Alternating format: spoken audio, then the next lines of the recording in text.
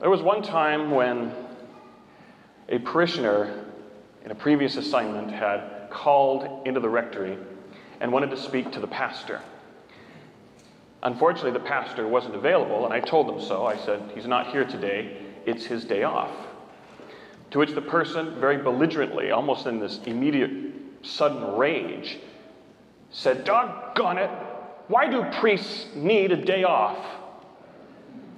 To which I responded very calmly, "Probably because we work on Saturdays and Sundays." They hung up. On another occasion, a person showed up at the rectory wanting to speak to one of the priests, and unfortunately no priest was available. I became available about a half hour after they arrived, so I went to see what this person wanted, and they began, as you can imagine, rather friendly, saying, "Father, time was," and I love the way they put it, "time was when I could arrive at this rectory anytime and there was always a priest available to cater to my needs."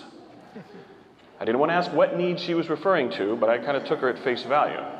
I simply responded, "Time was when there were 5 or 6 priests in this rectory." USA Today in 2010 gave the ratio of priests to parishioners, at least in the United States, and that ratio was 1 priest for every 1,645 parishioners. Which means if we were to see each parishioner for just 6 minutes each week, we would have a grand total of 1 hour and 34 minutes each week to eat, sleep, pray, rest, and celebrate at least Sunday Mass. You can imagine passages like we hear today in the Gospel are particularly valuable to us priests when Jesus says, "Come away by yourself and rest a while." I even knew one priest who said, "This passage and another like it are the biblical origins of Monsignors. Sleep now and take your rest." And with those words, he made them Monsignors. Obviously, he was joking. I wish that were the case. But it's an important thing Jesus asks his disciples to do. These are the 72 who he had sent out to preach, to perform miracles in his name, and they were coming back jazzed, excited at the results they were having, the works they were performing, the gospel they were preaching. And it doesn't say that Jesus said, "Well done, keep up the good work." He tells them, "Come away for a moment and rest. Take time to rest." And we remember, perhaps we fail to appreciate that rest is an important part of Christian spirituality. We are called to evangelize. We are called to preach. We are not called to be lackadaisical. We are people who must work. We have dignity and value in human labor. But as Christians, we are also called to rest. And we have a grand tradition of God's call and invitation, and in fact, his gift of giving people a time of rest. God created the world, as the story goes, in 6 days, and he rested on the 7th and blessed that day. As one of the 10 commandments that he gave to the newly liberated Hebrews from slavery, he commanded them, "Keep holy the Sabbath day. 7 days you may work, but on the Sabbath day you must rest. You are no longer slaves, you must rest." We extend that to the commandment, "Keep holy the Lord's Day," which for us is Sunday, or a period from 4 o'clock Saturday evening to sunset Sunday or sunrise on Monday morning, depending on your outlook. And we have a grand tradition in our church of taking even extended periods of rest. Not to mention, of course, vacation time. I'll be starting my vacation in a week and a half, the first half of the period we're given each year for vacation. I'd be back on the 17th of August, and on the 18th, Father Shea leaves for his vacation. When he comes back, after a couple of weeks in September, I'll go take the second half of the time they give us for vacation. I'll be back in time for the Dream Cuisine, and the week after that, you guessed it, Father Shea will take the rest of his vacation time and end it with a retreat, which I took last week. And we remember even the retreat is a grand tradition in our history and spirituality as Catholics. St. Ignatius of Loyola has a whole 30-day period of meditation and prayer, which we know as the classic spiritual exercises. We priests and religious are called to take a few days of retreat every year. We are required to do so by canon law, to take that time to rest and focus in prayer on our relationship with God. But not just us. Married couples, as they are preparing for marriage, are required, at least in this diocese, to take an engaged encounter, which I always like to recommend the weekend away.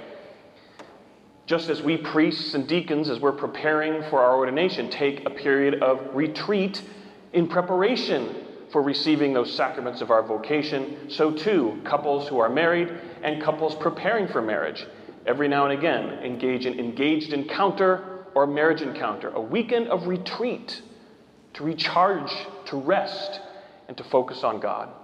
Even those students who are preparing for such events as confirmation take a day from their schoolwork to take a retreat as part of their preparation to receive that sacrament. All this fulfilling those words of Jesus, come away for a while and rest. And we see that encompassed in the commandment that says, remember the Lord's day to keep it holy.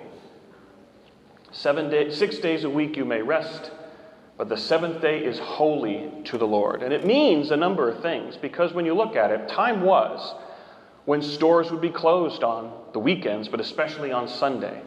Do we see that all that often? No. Time was when people prioritized worship on Sunday. Do we see that anymore? No. Catholic participation in the Lord's Day is at the lowest it's ever been in our nation's history. In 2003, it was 42% of Catholics. Lower, for the first time in U.S. history, lower than Protestants. Time was, it was 75% practice, now roughly 42%.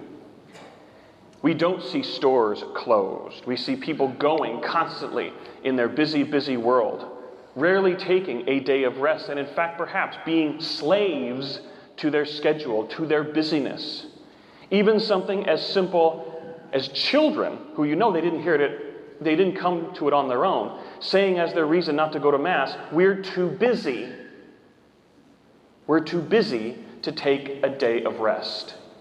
And when parents look at grandma and grandpa or teachers or priests like they're the ones that have to give a clue and say, well, we don't have time to go to Mass. We have sports. Who's the slave to what? I simply reciprocate that to them. I say, well, why don't you tell that to the coach? Tell the coach, Johnny or Susie can't make it to the game that day because they have to go to Mass. They would never say that. Never say that. But they think nothing of saying that in terms of their faith and spending time with God in worship and receiving the Eucharist. Who are slaves to who? But what are they really denying when they so cavalierly refuse to take that day of rest that is given to us as a gift by God and a command as one of the 10 Commandments? The Catechism of the Catholic Church reads, just as God rested on the seventh day from all his work which he had done, human life has a rhythm of work and rest. The institution of the Lord's Day helps everyone enjoy adequate rest and leisure to cultivate their familial, cultural, social, and religious lives. To build up the family, to build up the community of faith and the community we share with God. The precept of the Church specifies the law of the Lord more precisely. On Sundays and other holy days of obligation, the faithful are bound to participate in the Mass. The precept of participating in the Mass is satisfied by assistance at the Mass, which is celebrated anywhere in a Catholic rite, either on the holy day or on the evening of the preceding day, which we do Saturday evenings as well. But what does this express about our humanity, this call and in fact command to take that day of rest? First of all, it shows that we human beings are not beasts of burden. We are not bound by the work that we do. It raises our human dignity to take that rest. When you think about it, slaves do not have a day of rest. And the fact that we take a day of rest shows that we are not slaves, whether it be to our busy, busy schedules, or whether we're millionaires who work 7 days a week and are therefore slaves to our whatever it is that we're doing. The fact that we take that day of rest lifts us up above mere beasts of burden, reminding us we are not slaves, but we are called to be free.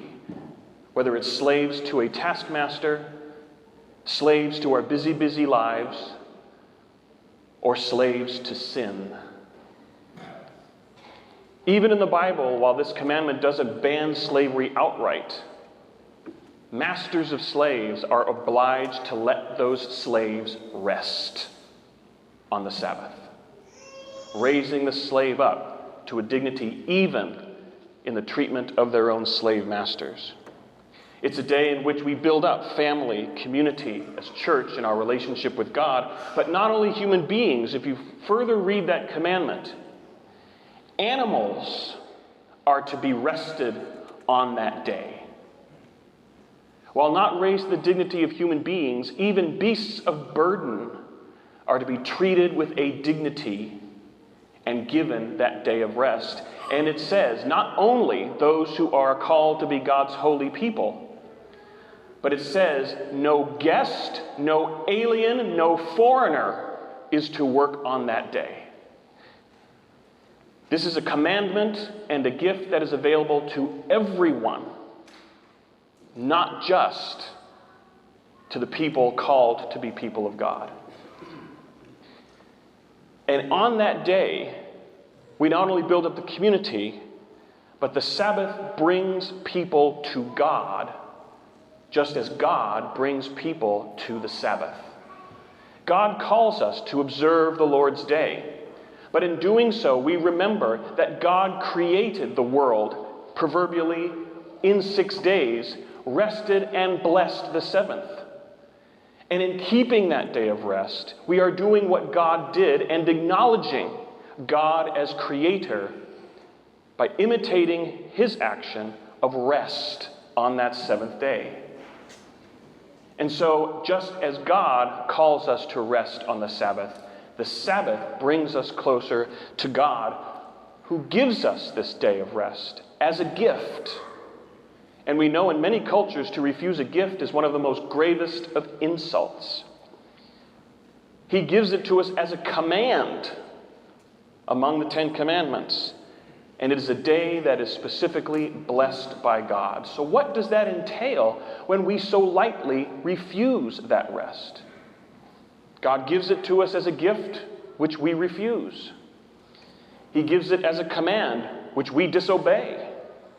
And it's a day that is blessed by God, whom we, in a sense, are denying. The Catechism goes on.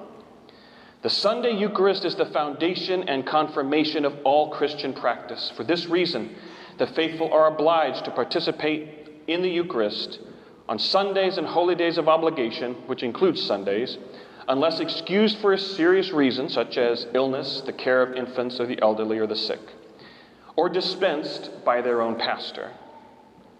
Those who deliberately fail in this obligation commit a grave sin. Note how quiet everyone is getting when they hear that. A gift that is refused, a command that is disobeyed, blessed by God, who we are denying. Sounds rather ominous, but in today's gospel, we hear Jesus not giving us a command, but calling us by an invitation. Come away for a little while and rest. So thank you for being here on this day to come and worship God, taking even an hour out of what even on Sundays in our society is still a busy, busy day. But just imagine if we were to return to that as a matter of culture in our country, when shops are not open 7 days a week. Heck, when the cable news is not bombarding us with news 7 days a week.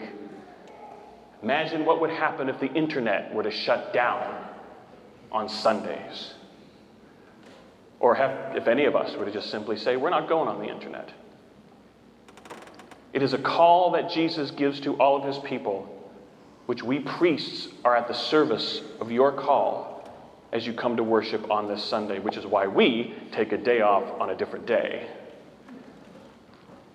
But it is a commandment given by God, a day blessed by God, an invitation Jesus gives us that is an important part of Christian spirituality. We are called to work. We are called to evangelize. We are called to spread the gospel and bring forth the good news. But let us not be slaves to our busy, busy schedule. Let us, in true freedom, respond to that invitation of Christ. Come away for a little while and rest.